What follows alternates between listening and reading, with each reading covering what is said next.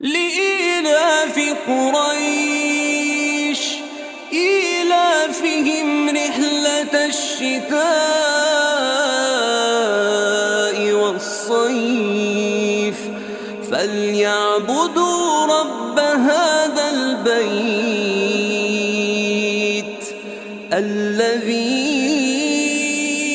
أطعمهم